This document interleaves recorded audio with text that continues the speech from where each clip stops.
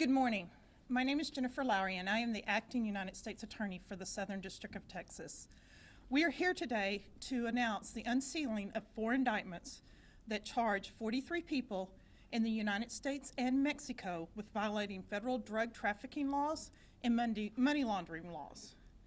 A total of 30 people are now in custody following a major operation in the Houston area that also spans several jurisdictions and states to include Florida, Louisiana, and Alabama, and other parts of Texas. The arrests are the result of a 20-month OCDF operation, Operation Knock.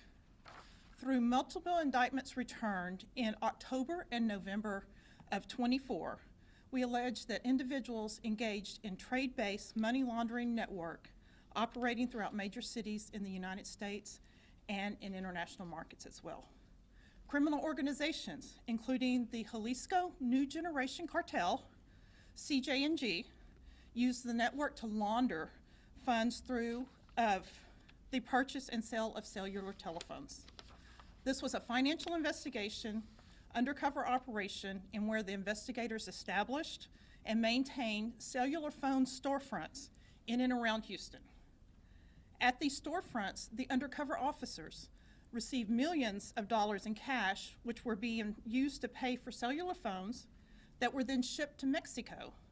The cash had been earned from the sale of drugs in the Houston area. In total, over the 9-month period the operation was active, investigators received more than $6.8 million in cash drug proceeds.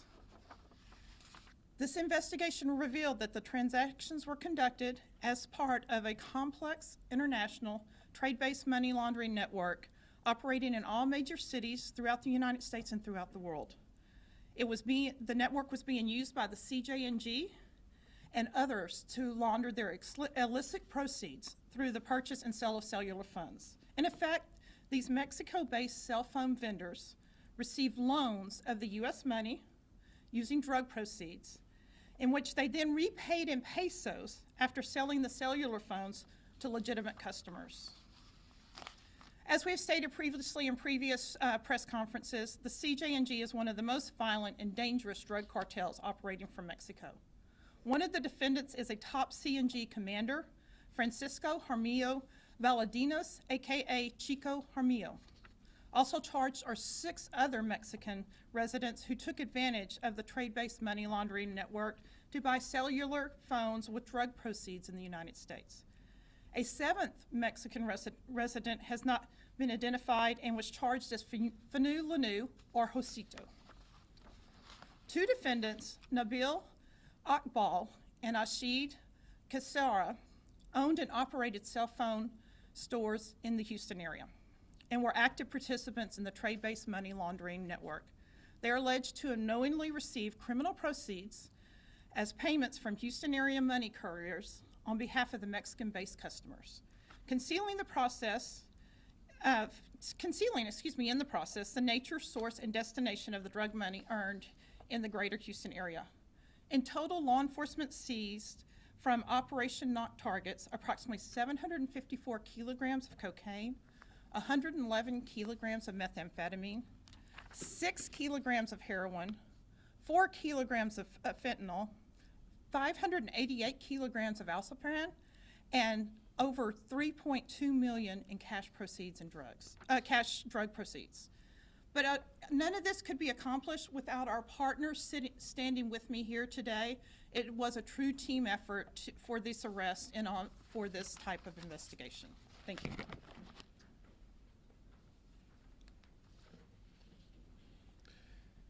Hello, my name is Daniel Como, Special Agent in charge of the Houston Field Division, Drug Enforcement Administration.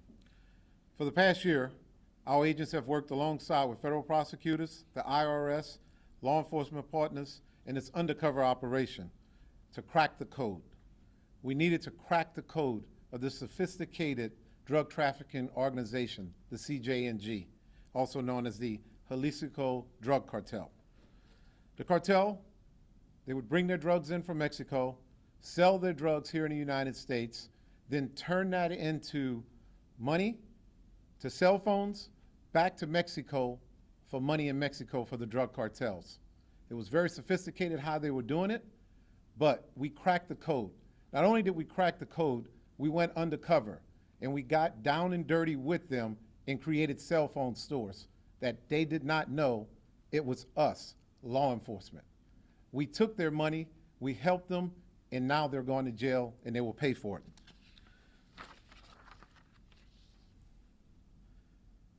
It is very important to note that this operation sends a clear message to anyone thinking about doing bad when you own a legitimate business. If you own a legitimate business, don't get in bed with drug cartels. If you get in bed with drug cartels, understand that when you go to sleep, it could be us knocking at your door at 6 in the morning. This type of illicit activity funds the drug cartels. Money keeps drug cartels going. We are here to take their money and to arrest them. Thank you. Good morning. I'm Lucy Tan, Acting Special Agent in charge for the IRS Criminal Investigation, Houston Field Office. This indictment and the arrest this week are part of a broad effort that includes IRS Criminal Investigation's commitment in helping take down drug cartels and organized crime. Our resources and specialties in accounting and financial crime allow us to identify and penetrate the drug cartels where it hurts them the most by stopping their flow of cash. Money is what drives the drug trade. Cartel use trade-based money laundering to move drug money to countries outside of the United States. They leverage legitimate businesses in the United States, buying goods with drug proceeds, then selling them in another country, which moves the money and converts the purchases into local currency. In this case, the Jalisco Generation Cartel used cell phones as a commodity, buying and selling cell phones at prices agreed upon by Mexican money launderers who work closely with the cartel. The cell phones purchased in the United States are shipped to Mexico, where they're sold, and now the goods, the proceeds are now in pesos, are given to the cartel. This moved the drug money and converted it into Mexican pesos. IRS Criminal Investigation is the law enforcement arm of IRS. We have special agents that specialize in working narcotic cases hand in hand with our partners at DEA and local law enforcement. We're part of the Organized Crime Drug Enforcement Task Force initiatives like High Intensity Drug Trafficking Area. We do investigate tax crimes, which, by the way, tax season starts Monday. Our expertise in accounting and finance allow us to investigate crime at their core, particularly those driven by money and greed. Greed drives the criminal behavior we see in the drug cartels, and when you need experts in uncovering greed and tracking money, we are the experts. Thank you. Are there any questions? Can you just go over again how many people were arrested and where are they now? Were they sent back to their home countries? Are they in custody? So everybody that was arrested, there were 30 people arrested, and there are some fugitives in Mexico, but the ones here are arrested or in jail here right now. They'll go through the process and then go through the immigration process too. All the fugitives are in Mexico, none can be here in the Houston area? Huh? Can any of these fugitives be in the Houston area? I don't think the fugitives are in the Houston area. It's part of the investigation. We assume that they're in Mexico. For Mr. Como? Yes.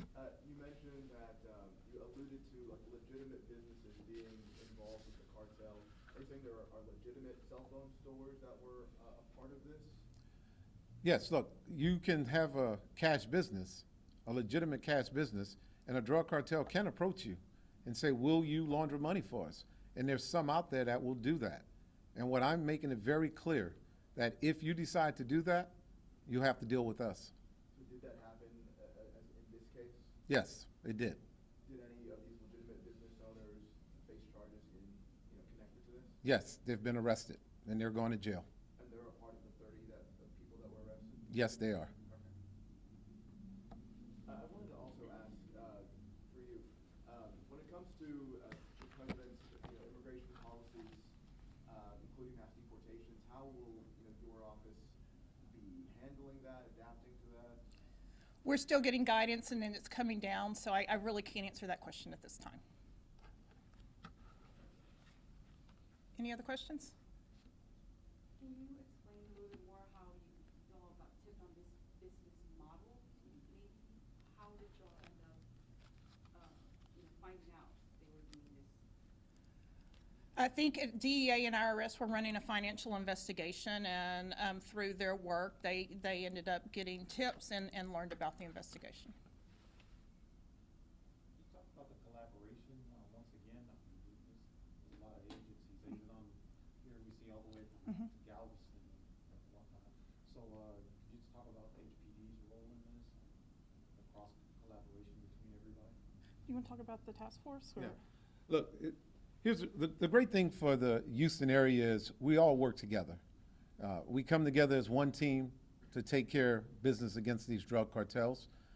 From Galveston all the way to Houston and a few departments in between, we work as one. And when we work as one, this is what you see, these type of results. True impact in the community that's going to make a difference. Can you say more about the cell phone stores that the undercover officers set up? Were those stores approached by some of the defendants who were charged with approaching the stores and asking to launder money? Yes. So, look, we did it we watched how they were doing it from our investigation, and we set up exactly what they wanted and what they felt could further them laundering money back to Mexico. So, look, undercover is undercover. When we go under, you never know who we are, where we are, or how we're doing it. And this is the results. What part of town were those stores in? We have all the locations, and we'll give them to you guys. Would you happen to have someone in Spanish, Spanish speaking? Yes, we can take care of that. Any other questions? Thank you for y'all's time today. We really appreciate it.